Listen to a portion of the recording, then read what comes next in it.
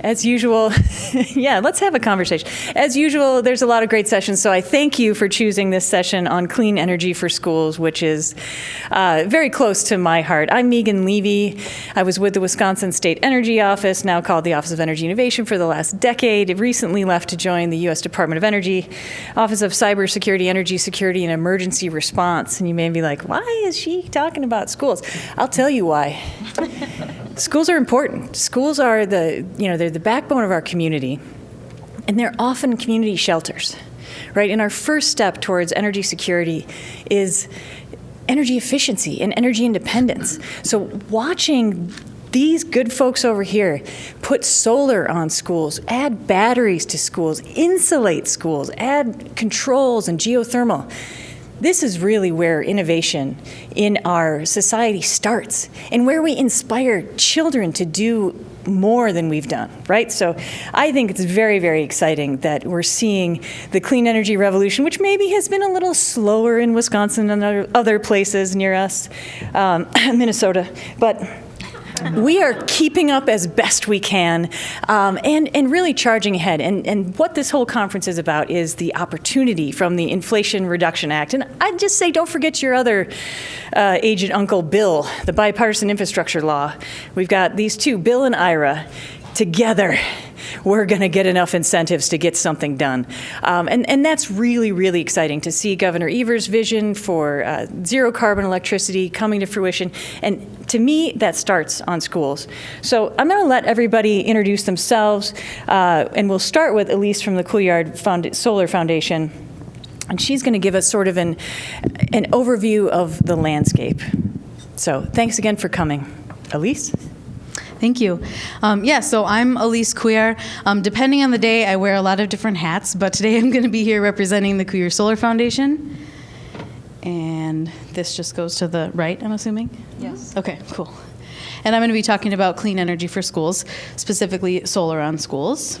So first I want to mention that there's going to be a lot of really great resources on these slides, and this is a collective effort. So a number of the organizations that meet and contribute to this data are listed on this little poster board up here. There's a QR code if you want to learn more about any of them, and if you're like, I want to meet with this group and I want to learn more maybe every month.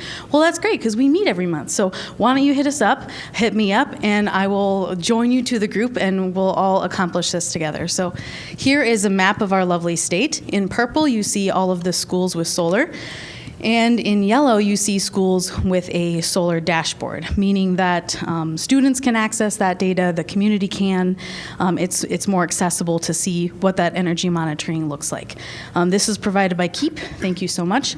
The little muted gray dots are schools that are yet to be solarized. Let's get them all done. Some of them won't really be applicable, but as many as we can.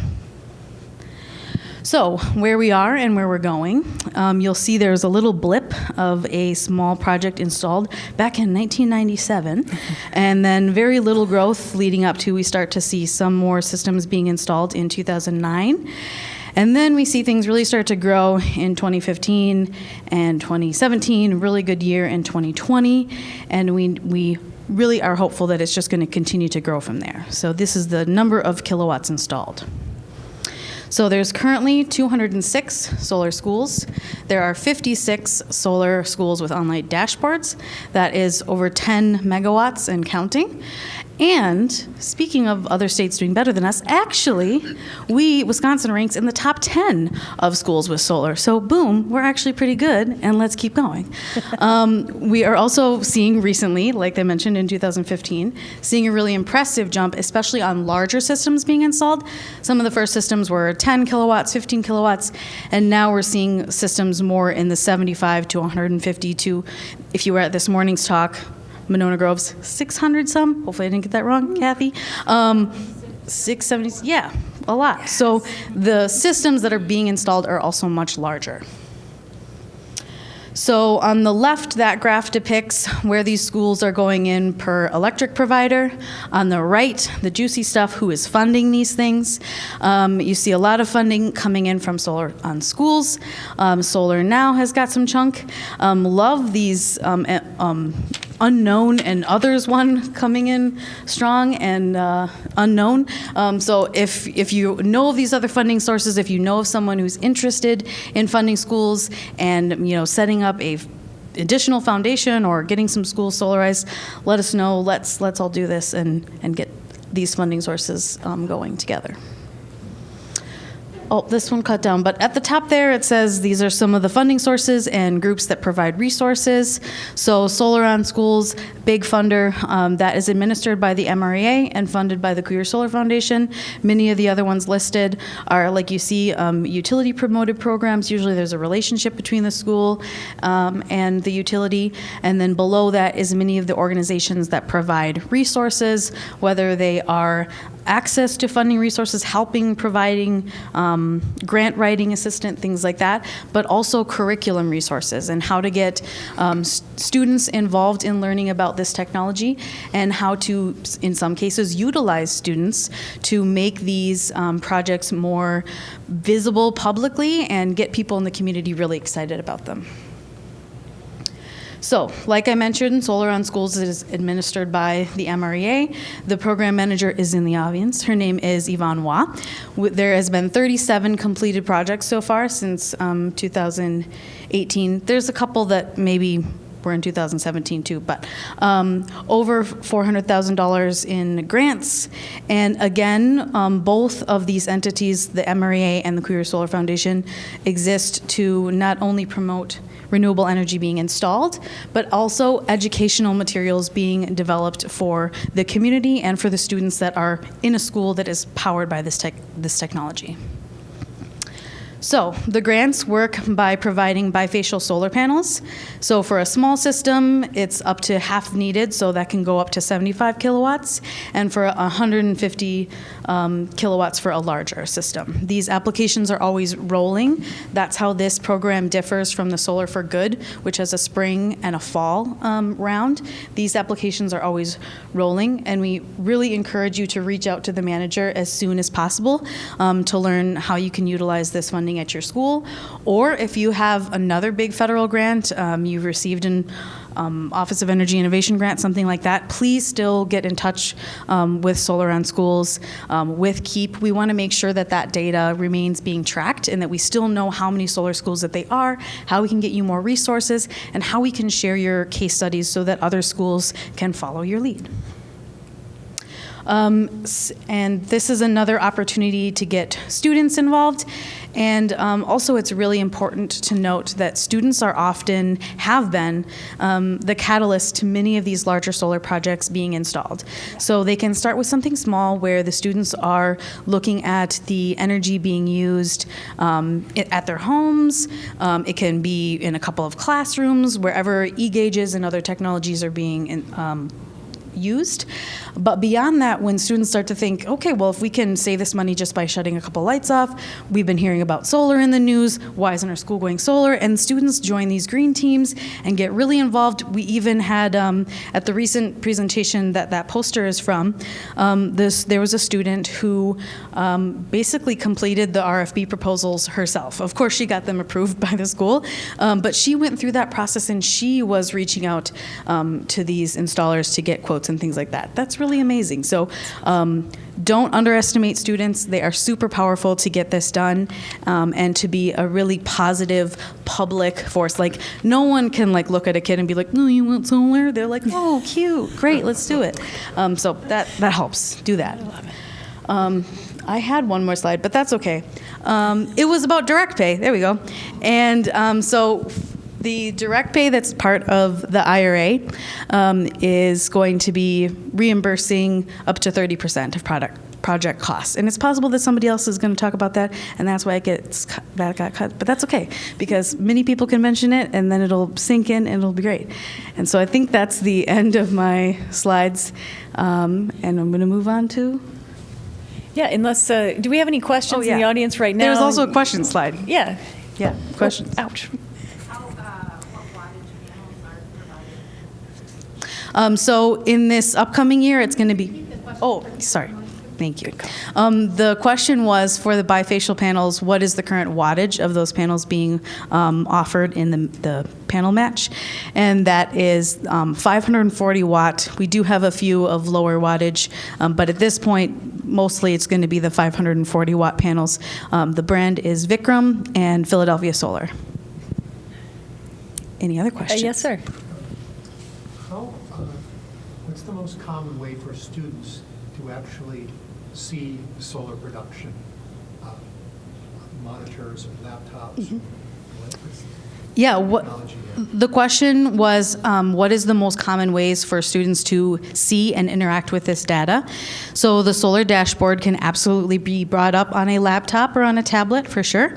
Many schools, I would say, the least level of commitment is that there's a big TV monitor as they walk into school, and they file in past, and that TV is like, good morning, and blah, blah, blah. But it can also say the energy data, which can filtrate through. And some kids might be looking at them, and some may, like, when there's a TV in the hallway, I've never seen it. So those lower commitment things, but it's still for the kids that do notice or are interested in it, or teachers that want to bring them to the TV and show it. It can still be a useful tool, but I would say if you're looking at data in the classroom, you're going to want to use some tablets and some iPads. You could do it in the library too, but each kind of individual systems or a team where 3 or 4 students are looking at the data set. Yeah, great question. Yeah. This question I have is and maybe some of the other speakers will cover this, but are there ways where the students can be more involved, where it is more of an educational, maybe helping them find a career in renewable energy? Oh, absolutely. So the case study that I mentioned where the student did the RFPs, she is now a renewable energy engineering student at UW Platteville. So 100% these are oftentimes initiatives and coursework that gets a student thinking about, okay, this is the type of innovative thing I want to go into for my career. Absolutely. Samara, you want to add something to that? Let me come and grab the mic. Yeah. Samara from Keep, everybody. Good morning. I'm Samara Hamzi with Wisconsin's K-12 Energy Education Program. So in answer to your question for student engagement, one of the areas we work in specifically is student engagement. So we actually have 2 staff who work with them. We have Green Team's mini grant that students that are already thinking about this can apply for grants from us to get started on projects within their community. And then Elise was speaking about Renew Our Schools, which is really direct student engagement as well. And the hands-on tools and lessons that we have that teachers can borrow from us are another way to get students really thinking about this. And we work closely with DPI and the Wisconsin Energy Workforce Consortium over the last year and a half to revise the energy career pathway that has since been adopted by DPI.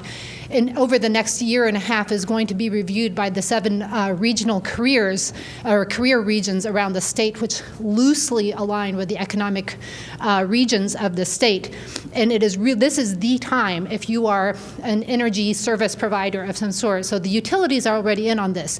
But if you are a solar designer, installer, renewable energy person into sustainability, going and getting involved, getting in contact with the regional coordinators and being a voice in those rooms as they're deciding in each of those regions if they're going to adopt that energy pathway, this is a good time to do that.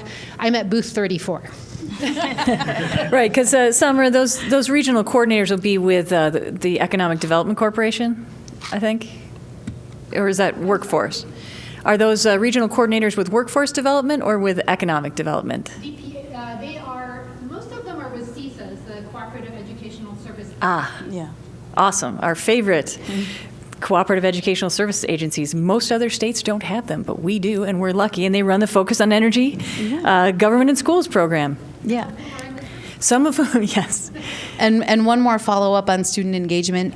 We're also in talks with the Boys and Girls Club and groups like that who, even though the students are technically out of school during the time that they're there, but working with them to develop smaller scale agrivoltaics projects, small garden beds with solar panels on top, and things that they can put together with minimal, they can't use power tools, but minimal equipment to kind of get those put together.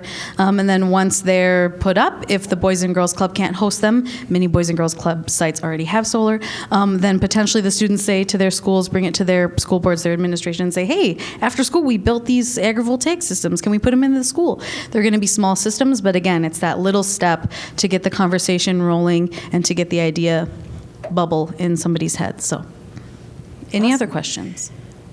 Those were awesome. Thank you. Great questions. Okay. Thank you, audience. And yeah, we'll turn it over now to Theresa from Miron and Drew from HGA. Maybe Drew is going first, and I've forgotten the order. Fantastic. To talk a little bit more about the Inflation Reduction Act within the context of K through 12 schools. And I'll note Elise talked about some funding sources, and I would be remiss if I didn't mention the Office of Energy Innovations, Energy Innovation Grant Program, which I believe those applications are closing soon. Monday. So, check out the Public Service Commission's user-friendly website, and be sure to get those applications in just as soon as you can. There's also some other funding sources we'll probably talk about as this panel goes forward. Drew? All right, everybody. Thank you. And I'm Drew Dillman from HGA and our Architects and Engineers. We, and in particular, our Madison office, have a lot of experience with working with incentives and especially in the renewable energy side of things, PV, geothermal, that sort of thing. And so we've really it's been an interesting year with the Inflation Reduction Act, and yeah, my presentation's kind of to kind of go over that a little bit more in the context of schools, as well as philosophize a little bit about where in particular the Inflation Reduction Act is going to be taking schools. A little disclaimer, I'll be talking about tax stuff, but I'm not a tax professional, so as with any large capital expenditure, make sure to talk to a tax professional before going ahead with it. So, like I had mentioned, it's a really interesting time with the Inflation Reduction Act, and I've got 2 points up here, but if I had a thesis of this presentation, I would say number 2, making energy efficient options the most economical. So that's something that the IRA is doing essentially. So the expansion and the enhancements of these tax credits have gotten us to the point where the renewable energy systems, especially on schools, are no longer nice to haves, but they're the things that you should be absolutely looking at first. Real quick review: tax deduction versus the tax credit. The 2 that I'll be talking about today, the 179D tax deduction reduces your taxable income, whereas tax credit, the Section 48 ITC in this case, is essentially cuts your final tax bill. So I'll start with the ITC renewable energy credit first. So this essentially covers the renewable energy systems in the Inflation Reduction Act, which we'll get into in a little bit more detail. But really, the big change here with the Inflation Reduction Act was that non-taxable entities such as schools are now eligible, and that comes in the form of direct payment instead of reduction in your tax bill. So it's a big deal. It opens up to a lot of bodies that wouldn't have been eligible prior to this. So here are the systems covered under the Inflation Reduction Act. I've highlighted a few of them: geothermal, PV, and energy storage. And I'll get a little bit more into detail about why those in particular a little bit later. But really, from what we've seen at HGA, with the schools that we've worked with, where these, especially PV and geothermal, are the kind of the big technologies that really seem to be being embraced and are exceptionally well suited to new schools. So Going a little bit into the Section 48 ITC credit and how it all breaks down. So essentially, you've got this 6% base that you can get up to 30% using prevailing wage and apprenticeship provisions in the law. That said, if you're applying to PV and your system is less than 1 megawatt, then you don't necessarily have to meet those prevailing wage and apprenticeship provisions. There are additional bonuses that you can stack on top. The domestic product bonus. For whatever particular energy system you're looking at, you would need 100% domestically sourced iron and steel, and whatever other materials are part of that system would need to be 40%, and that percentage increases kind of as the years go on. I think in 5% increments. The next, the concept of an energy community, if the project is located in an energy community, which refers to, I think specifically the communities that's had previously had, fossil fuel mining, coal, natural gas, and that sort of thing. And then this is also referred to as the environmental justice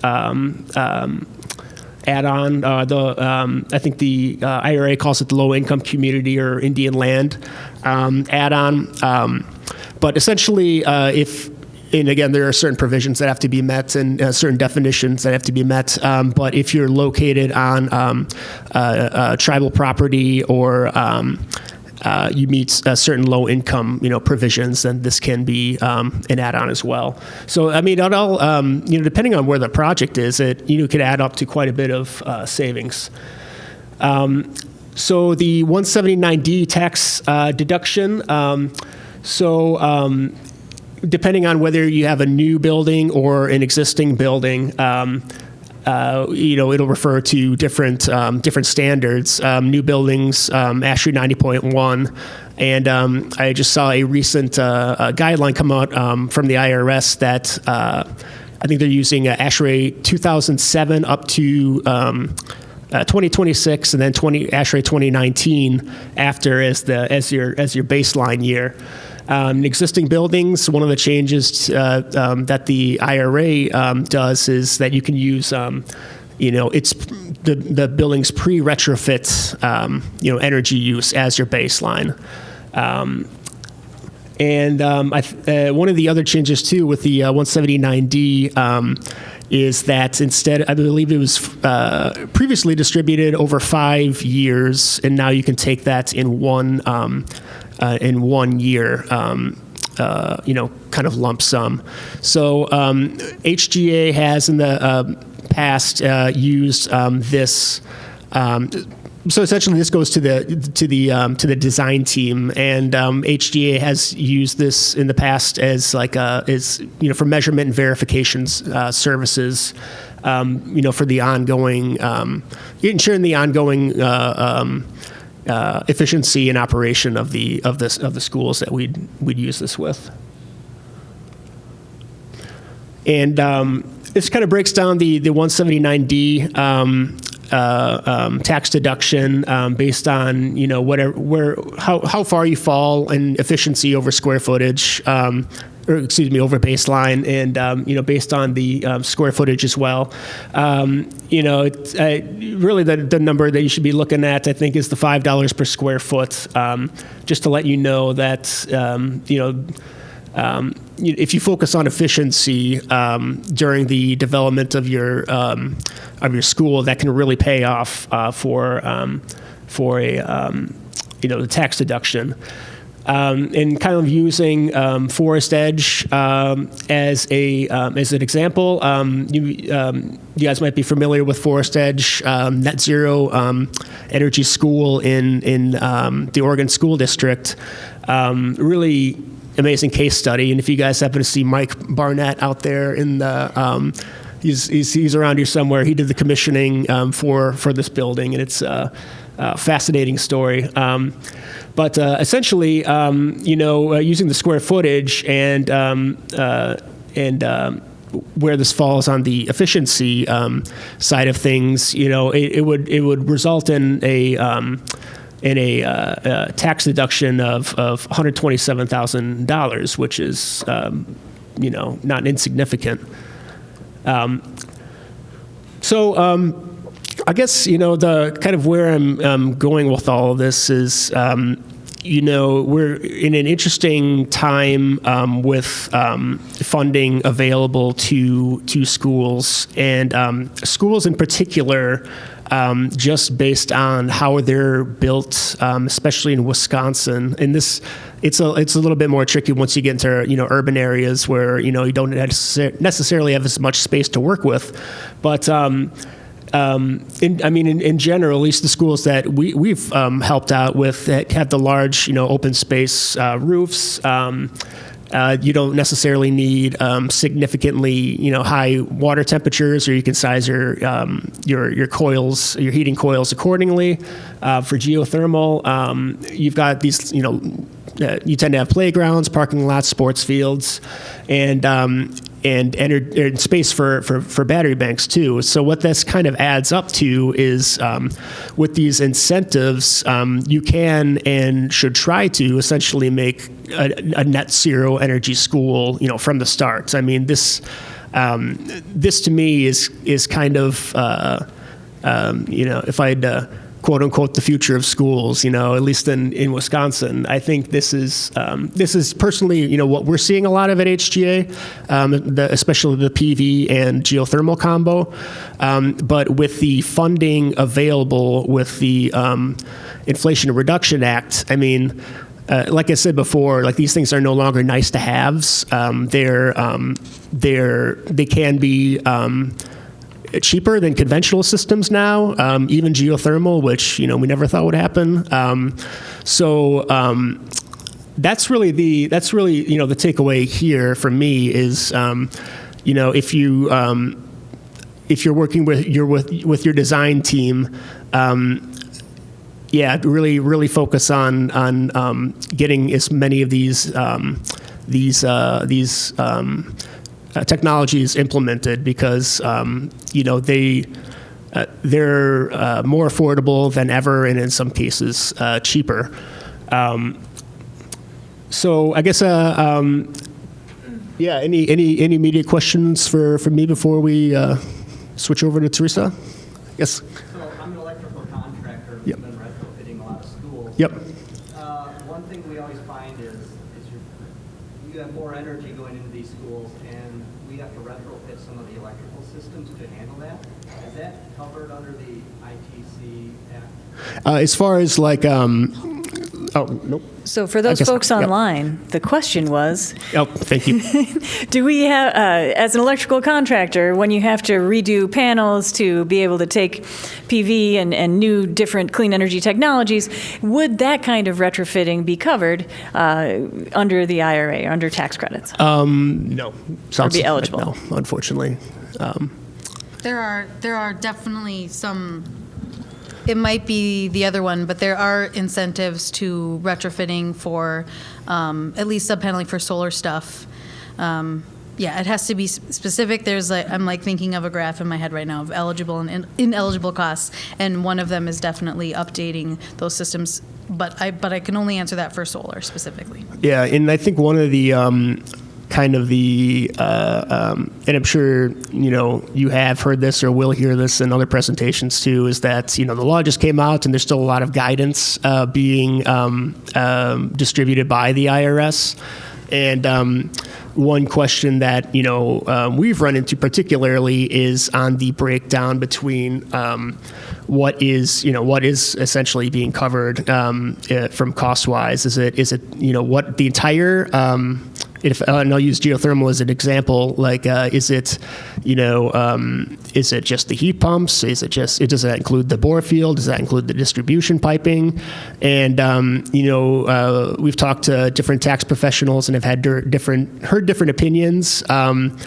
from our experience prior to the Inflation Reduction Act, when geothermal was only being covered, I think, up to 10%, those distribution systems were being covered. So, essentially that 10% would have applied to, pretty much everything touching geothermal. I haven't seen any language to the contrary yet with the IRA, but it seems like there are enough questions about it that hopefully we'll get some, I don't know if it's going to be like an itemized breakdown of where the cutoff is, but I suspect we'll be seeing some of that language coming through. So, That's a great question. Yes. Niels. So like air source heat pumps, ground source heat pumps, they get different incentives. Do they work in Wisconsin? So like economically, it sounds like you're still leaning into the ground source heat pumps. Yeah. I mean, that's the one that we have the most experience with, as far as kind of like the larger scale schools. I mean, we've used them successfully, and I think on the air source side, I think I know a little bit more about the residential than the kind of the larger scale ones. But I mean, those are still, I know the Department of Energy, I think, currently has a competition, for cold weather air source heat pumps that technology is, it works and it's in everything, but I think it's still kind of maturing, I guess. Yeah. Right. For folks online who might be catching up, the question was air source heat pumps versus ground source. And yes, the Department of Energy does have a competition with 5 or 6 different manufacturers of air source heat pumps who are looking to take those full scale. I think our friend Kathy Kuntz has something to say about that. Yes. I have something to say about something. You made a really compelling case for new construction, and it seems to me that the 179D opportunity is really good for districts where they have maybe a couple of really inefficient old buildings, because the baseline is that inefficient old building, not like current code. Or can you just put an exclamation point on that for folks? Oh yeah. I mean, it depends on the school, but I mean the nice big change. Yeah. The question was just to talk a little bit more about for existing schools and the 179D provision for those, but the change for existing buildings, in my understanding was the ability to use like the prior year, the actual data from whatever your existing building is. So depending on how poorly the building was performing, that could result in some pretty substantial deductions through the 179D. So I was talking mostly about in new buildings, but obviously, the existing buildings should absolutely not be missed. So, yes, Samara. You said that net zero schools should become the norm. Yeah. The norm. Yep. And one of the examples you say for PV is that they have large, flat, open roofs. I'm wondering, in the design process, is consideration given to having at least some of those ground-mounted for educational purposes? Yeah, I mean, Does it have to be requested, or do you guys just do it automatically? Yeah, the question was in the design process, how much do we look at ground-mounted versus rooftop? And from what we've seen, or for educational purposes, I guess, in the ground-mounted, if that was, important to the client to have, a more easily accessible, a PV array, then that would definitely be something that we'd bring up in the design phase, especially if you don't want, people going up on the roofs in large quantities, which, obviously safety hazard. But we tend to default to rooftop units, or rooftop solar, because in our experience, it's a little more easily maintainable and cheaper. It tends to be, I forget the per watt breakdown, but I think it was last time I saw it was at least $1.50, $2 cheaper, just because of the amount of steel involved with the ground-mounted array, and rooftops less susceptible to vandalism, or somebody accidentally driving their car into it. So it's you could also use that that ground space for it's valuable real estate. So whereas you got some equipment on your roof, but you're not doing a ton up there. So. I'm thinking the whole installation. Oh yeah, totally, yeah. But I mean, yes, yeah. Not necessarily the whole installation on the ground-mounted side too. Yeah, but yeah, for educational purpose, yeah, it would be great, and yeah. Any other? Oh, in the back. Yes. Walked in late, but how does, this nonprofit schools, items like that, does that qualify similar to the 30% payout for solar? Is that involved in this as well? I mean,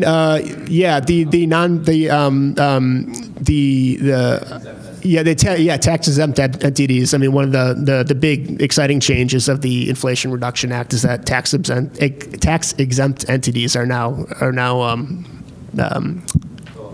School that's for 50,000 square foot addition, putting solar on. We've done a lot of this for breaking ground in April. Or is it too late to do a lot of this stuff, or can we retroactively do? If you're breaking ground in April, that's a good question. I think it should. It should. Yeah, Just qualify. document all of it. Yeah. Documentation is important. Yep. Yes. Yes. Real quick, there was a note in the beginning that it relates to K through 12. How much of this is good and to go for higher education as well as like the solar? I don't know if you know the qualifications for solar. Yeah, I mean, it would also qualify. I think just in. Oh yeah, the question was, we were talking about K through 12, but what are the implications for higher education? And it would also qualify for that. We were just kind of focusing on the K through 12 side of things, but yeah, it would also qualify. Even if it's like a private entity but non-profit. So a private entity would, if it's paying taxes, then it would be eligible for tax credits. Excuse me. If it's public and it's a nonprofit, then it's available for the direct pay. So it's just. Ever heard of a private nonprofit? Yes. Higher ed. Yeah. Okay. Yeah, it would still be eligible. Yep. They're not making the So just for those of you online, private, nonprofit, higher education, eligible. My apologies to the people online for my. We're going to get it. Sorry. So that, the 172 deduction, is that now monetizable? 179D. The 179. Yep. Yeah. I believe so. Yeah. Check from Treasury or whatever? No, it's Transferable. to your design team. Right. It is not direct pay. So That's right. Yep. Many of you may remember the 179D tax deduction from the American Recovery and Reinvestment Act 12, 13 years ago. And what a wonderful credit it's been. Lots of delicious paperwork. But it's a great way for entities that are not taxable to work with their contractors. The taxable entity like HGA or Miron, who can say, yes, I will pass along this credit to you. It is now transferable directly, which is great. Before it was, and Drew mentioned this, HGA is sometimes commissioning for free or saying this tax credit equals the amount that we would have charged you for measurement and verification of this project, so we can make sure you get your savings. There's different ways it can be passed on, but nice now that it can be sort of a direct payment if that's what you work out with your contractor, but it's definitely something you want to talk about up front, right away, and as Kathy mentioned earlier, probably is best applied to retrofitting old inefficient buildings. Okay, I'm cutting the questions off because I have 5 minutes left. Hey, who's moderating? And I was told I had 10 minutes to speak, so we're not going to get through my presentation, but you're going to get as much as I can give you. So how do you get a game plan together? How many of you are with K through 12 school districts or school districts in general? 2 of you? 3 of you? 4. Okay, a couple of you. So nonetheless, here's the questions I want you to think about so that you can start to answer, because these are legitimate questions. Because the questions you need to ask are because you're going to know the rules and you have to have a game plan, and the rules aren't going to be clear right away. So the first question is, how is your project being financed? And this matters because It's whether your project is being financed, for example, with a referendum, which is funded by tax dollars, whether or not how the Inflation Reduction Act dollars are applicable to your project. How are you going to apply, or what other grants are you going to apply for? Because those grants, for example, if you're applying for Focus on Energy dollars, come off the value that you're going to think that you're going to apply for the Inflation Reduction Act or another type of grant. For example, a Department of Energy grant, that's a federal grant. That comes off of the grant that you think you're going to get from the Inflation Reduction Act. So next one, how your tax credits will be taken. Kathy just mentioned transferable. So the 179D is not a direct payment at this point. It is transferable, where the Section 48 is a direct pay, meaning I think the word specifically is you are entitled to it. It doesn't mean you're guaranteed. It means you are entitled to it.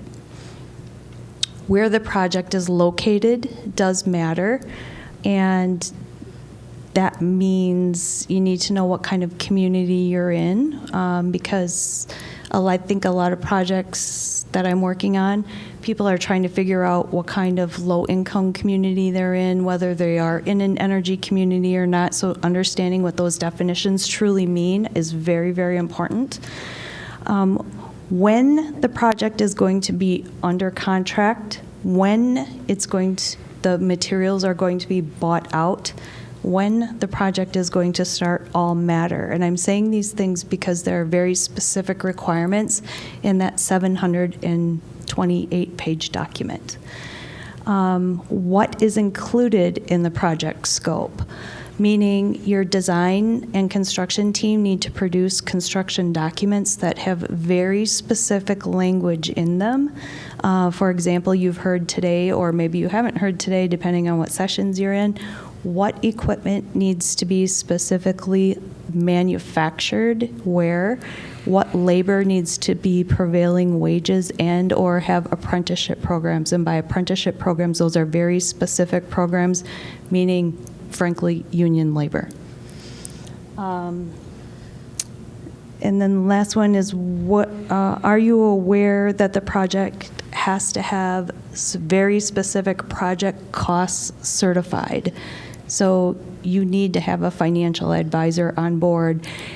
And going back up to the one ahead of time, for those of you not familiar with how projects work, when you are creating your design documents, in particular your project specifications, it needs to be clear to the electricians and or the mechanical contractors or the solar contractors about what invoices they specifically need to buy, because oftentimes your HVAC contractors, mechanical plumbing, because for example, geothermal is across the boards, right? It has electrical components, plumbing components, lots of different trades. They need to know that they can't just provide a lump sum bid. They will have to break out certain components, and your financial advisor will need those components to certify it. So I'm borrowing some slides from our financial advisor. By I say ours, I mean Miron's, Baker Tilly. Again, and they say, tell them what you're going to tell them and tell them again. So I'm telling you again. In Section 48, what systems are specifically available. So again, I want to give props to Baker Tilly on what systems are specifically available at this point in time. And again, these are those adders that Drew talked about. So the domestic content for your 10% bonus, again, all of the steel and or metal components, 100% of them of your geothermal system has to be manufactured. What they're currently saying is in the United States, but what they are maybe thinking is that it might be the Buy American Act. That is not very clear at this moment. So Buy American Act, if it means Buy American Act, it could mean America plus the other 20 countries that's currently in the Buy America Act, which is Canada, Germany, and the other 18. Again, we're waiting for guidance to come out. And I know it's a cat and mouse game, and many of these projects that we're working on with many of the school districts right now is we have to get it designed, we have to get it designed, we have to get it built, because school starts, there's really not an option. We have to put in what we know today into those design documents. So the rest of the components of the geothermal system, 40% of those components have to be manufactured, quote, in America. The energy communities are defined as brownfields. So if your community is literally defined as a brownfield, which is, there's a very specific definition, or is a coal, oil, or natural gas community, that is a very specific definition. And then again, the environmental justice. And the environmental justice, I just want to make very clear, is not an automatic bonus. That is a competitive bonus. You have to compete for that particular bonus. So again, don't assume that you automatically get, or you are automatically entitled to all of these things. You have to get with your financial advisor on these. So this, again, props to Baker Tilly. This is their easiest breakdown of how you are eligible for certain percentages of the dollar values of those very specific systems. And I want to make note that if you are using tax-exempt funding, you are going to take a hit on your Inflation Reduction Act direct pay. So you need to be creative on how you're funding those particular systems. And then if you think that your building is going to be, for example, PV ready at this moment in time, and you're going to use your direct pay app to fund your photovoltaic system, and then think you're going to take that money and then get a Inflation Reduction Act bonus or a direct pay on the money you just got from the federal government, that's called double dipping, and that's not going to happen. So I'm just trying to forewarn you or advise you to be creative in how you are, what you're doing with those funds, where you're putting those funds, and what other funds you're using to fund your projects. Using the word fund a lot. Not yet. I'm getting through this. So my advice, be aware of your existing guidance, of the existing guidance and the requirements. Know the definitions. Watch for future guidance and requirements. Hire a financial advisor. Hire a financial advisor. Hire a financial advisor. For time-sensitive projects, make decisions on what you know now. If you don't know it, and don't assume what you heard on the street or what you hope. Just make the decisions on what you know now. And we don't have time to talk about this project, unfortunately. We're already 4 minutes over, so what we are going to do is take questions. So you have one question. I think we have some time. Tell us about the project. No. we are already 4 minutes over, so I will in a minute, but let's take questions first. To that last Baker Tilly, just a caveat again, less than a megawatt. You don't have to meet those requirements of the building regulation. That is currently correct. So the question was, Oh, yeah, I'm sorry. The question was, if your photovoltaic/solar system is less than 1 megawatt AC, you do not need to meet the prevailing wage and apprenticeship programs, and that answer is currently correct. So then, yeah, do you just start at 30% instead of phase 6? Does the project start at the fall? That is currently correct, as I am aware. The base qualifiers is 30%, yeah. Kathy? In that same, so the 1 megawatt projects below that don't need to do the prevailing wage. Do all geothermal have to do the prevailing wage? Is there like if they want the 30%. If they don't want the 30%. Technologies are 30%, are prevailing wage for all size projects. Only solar has a small solar, we think. Except As I understand it, only because there are, and as I understand it, this is not.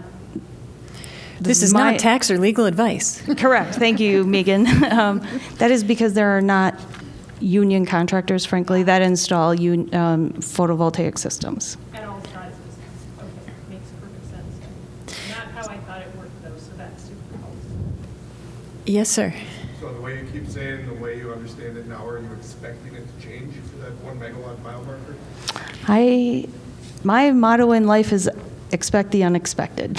And the question was, are we expecting changes? And I think Drew's talked about this too. There's a ton has come out from the feds and with a minimum amount of guidance so far. So as states and local folks, as people start to maybe give some feedback, there will be some guidance to talk about that. I'm so sorry. I thought this session went till noon. Do you think we could do 5 minutes on the Menominee project? Please, please, please. And they could leave if these they want guys want to. I will do. I'm happy Look, to they're talk here. about it all day long. But They're still here. Let's do a quick 5 minutes on it because it's a great project, and I let the questions go, but it's nice to hear from folks. Okay. So I have a phenomenal opportunity to be working with the Menominee Indian School District, and I really wanted them to be here today to talk about their own project, but unfortunately they have this little thing called school to do, so they could not do that.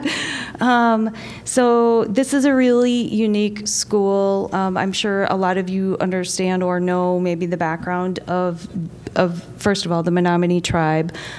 So it is a public school. So it is a DPI public school located in Keshena, Wisconsin, which is in Menominee County, and the entire county itself is one of 2 counties in the entire country that is located 100% on tribal land.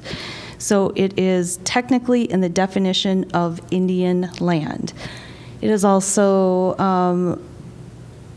a very impoverished community. It is a very underserved community in terms of health and various other metrics that have been measured. So their original school was built in 1976. They have, and that is currently their high school. Their middle school is located in Neopit, which is several miles away. And then their primary/elementary school is located across the street. They have about 956 students enrolled in their district.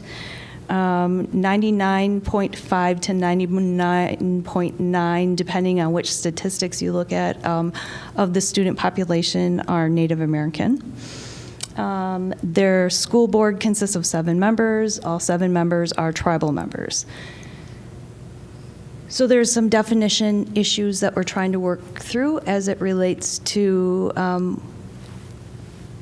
the Inflation Reduction Act as it applies to this particular project. So Drew and HGA is the actual commissioning agent on this project. Miron is serving as the construction manager and the sustainability consultant. Somerville is the architect and engineers of record. So collectively, we are designing and installing a geothermal heating and cooling system. The building itself will be very energy efficient, has the whole lighting, daylighting aspect. 3 project drivers on the project that are very important are energy efficiency.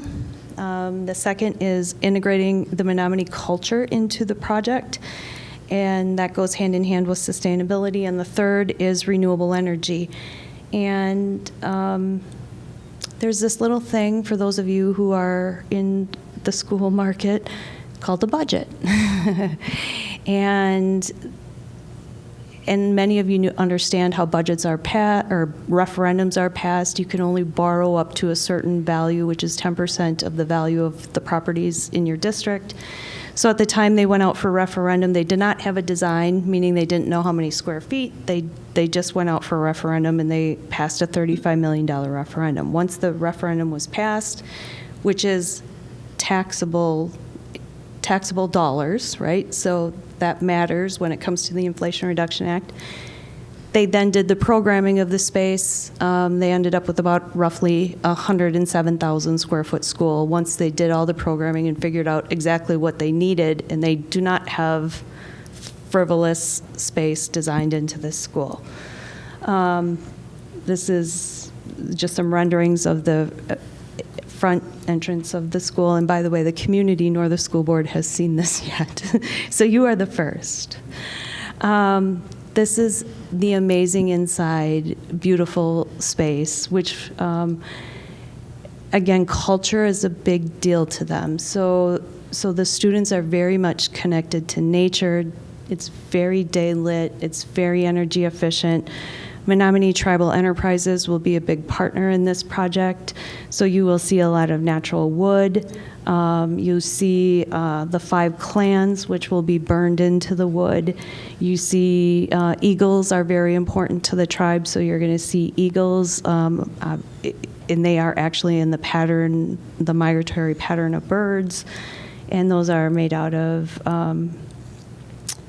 acoustical materials to absorb the noise. So everything in the school literally has a purpose and is designed intentionally. So there's not fluff, there's not things that are in here. So they've been very prudent with what has been designed in. They've been very diligent with trying to design to a budget. And the very first thing you have to do with a project is make your building energy efficient, right? So going back to the R's you learned in elementary school, reduce, right? So reduce the quantity of energy you're going to consume. So as a team, we've collectively hashed this out a lot. And it is, I mean, we have done everything from colors to glazing types to insulation to lighting to control systems to geothermal systems, and we've come up with a budget. And that budget exceeds the referendum dollar value. So when I told you about working through the steps, they have to come up with additional funding, and I can guarantee that that additional funding will be allocated towards the geothermal heating and cooling system. So that when we apply for the Inflation Reduction Act funding, that will be able to be totally utilized, I guess, or we can explain where the additional funding came from.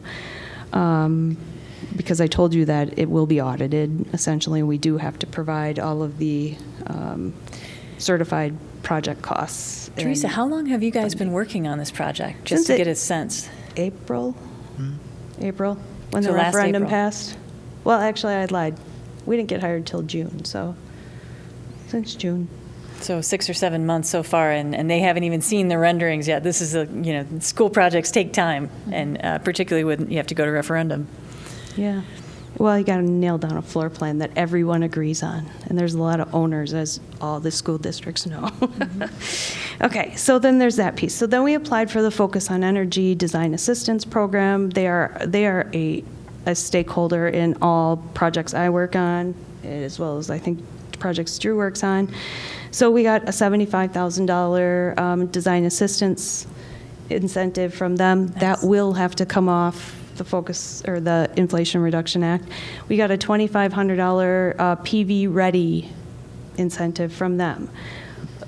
We don't have funding to put a renewable energy system on the roof. We just don't. But that's really important to the school district to make that happen. So I get to work with amazing people like Elise, and I could point out many of others that in this audience that have been incredible partners and have provided guidance to me on where to try to apply for funding. So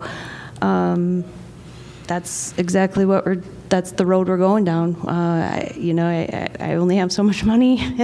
And again, we have to start with minimizing the amount of energy we're going to consume first. It's just the way it goes. It's one of the only budget line items that schools can have any control over, right? You Right. can't just not buy books. Yeah, well, so this is where we're starting, and we'll see where we end up, but that's basically the story. And did I miss anything, Drew? No, I don't think so. Okay. Well, we'll be really excited to track this project, and thank you for giving us just that brief overview. Even if we're over time, thank you guys for staying around. Any last questions for anyone on our panel? Well, thanks. You guys have been a great audience. Okay. Apologies for taking Yeah, all thank- your time, and yeah, let's thank our thanks. panel.